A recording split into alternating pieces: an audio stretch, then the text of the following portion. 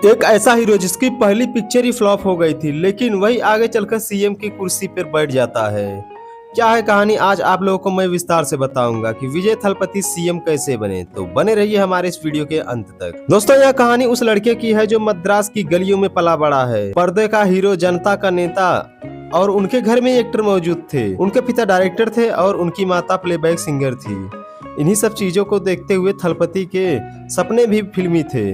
महज 10 साल की उम्र में ही थलपति ने पहली बार कैमरे में पहुंचते ही बतौर चाइल्ड आर्टिस्ट का एक छोटा सा चेहरा, बड़े सपने और एक ऐसी चाहत जो उस लड़के की उम्र से कई ज्यादा बड़ी थी। लेकिन तब उस दिन किसी ने यह अंदाजा नहीं लगाया था कि यह लड़का आगे चलकर करोड़ों दिलों पर राज करेगा और सुपरस्टार बनेगा और जनता का फेवरेट बन जाएगा। समय बीतता गया, 1992 आया और 18 साल के जोसेफ विजय चंद्रशेखर, जो एक बतौर लीड डेब्यू कर रहे थे, उनकी पहली पिक्चर थी नारय्या थीरप्पू। और विजय की यह फिल्म बुरी तरह फ्लॉप हो गई और बॉक्स ऑफिस पर पूरी तरह पिट गई। हो सकता था कि किसी और के लिए उसकी लाइफ का एंडिंग भी हो सकता था, लेकिन विजय ने मुस्कुराते हुए कहा, कोई बात नहीं, अभी ये तो शुरुआत है। और उनके पिता ने मुस्कुराते हुए उनका हाथ थामा। उन्हें सिंदूर पांडी में काम करने के लिए फिर से डेब्यू किया और सुपरहिट फिल्म हुई। उस मूवी के बाद उनकी मूवी रस्सीगन आई थी और इसी मूवी के बाद एक ब्लॉकबस्टर फिल्में चली आती गई। इस मूवी के बाद लोगों ने विजय को ढेर सारा प्यार दिया और उनका नाम थलपति रख दिया, जिसका मतलब सेनापति, लीडर, यानी कि उनके नायक। और उनके फैंस ने उन्हें अपना ही मान लिया। और उसके बाद उनकी एक के बाद एक फिल्में आती गई और उनकी फिल्म देवा लगभग 100 दिनों तक थिएटर में चली थी।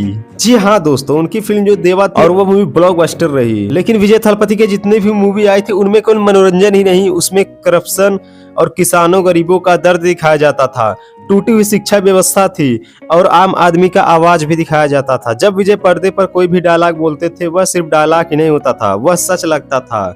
वो उनके दर्शकों की अपनी बात लगती थी।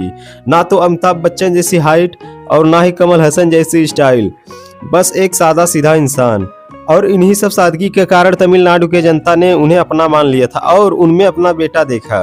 और यही कारण है कि उनकी पॉलिटिकल पावर आगे चलकर और भी दमदार रही। इसके बाद विजय 2009 में एक विजय वक्कल यक्कम नाम का एक फैन क्लब शुरू किया और यह केवल फैन क्लब ही नहीं बल्कि धीरे धीरे एक जमीनी संगठन बनता गया। और इसे नेटवर्क नहीं बल्कि एक फौज बोलना भी गलत नहीं होगा। और 2022 में लोकल बोर्ड इलेक्शन में 115 सीट पर जीत हासिल किया। तब लोगों ने अंदाजा नहीं लगाया था कि क्या कर रहे थे थलपति, बल्कि वह अपने पॉलिटिकल को लेकर बहुत ही सीरियस थे और वह एकदम जोरों शोरों से तैयारी कर रहे थे। और 2024 में उन्होंने अपनी पार्टी बना ली और अपनी पार्टी का नाम रखा टीवीके, यानी कि तमिलगा वेट्री कजगम। और साथ ही साथ यह ऐलान कर दिया कि अब मैं फिल्में नहीं करूंगा बल्कि जनता की हालत उन्हें सुधारना है। और पॉलिटिक्स में जाने के बाद उन्होंने एक आखिरी मूवी किया था जिनका नाम था जननायक। किस्मत भी ऐसी की, देखो सेंसर बोर्ड के चलते मामला कोर्ट तक पहुंच गया और जनवरी 2026 में रिलीज होते होते अप्रैल आ गया। उसके बाद जुलाई में रिलीज होने वाला था, लेकिन उस मूवी को किसी ने ट्रेलर ही लीक कर दिया, जैसे मानो कि सिनेमा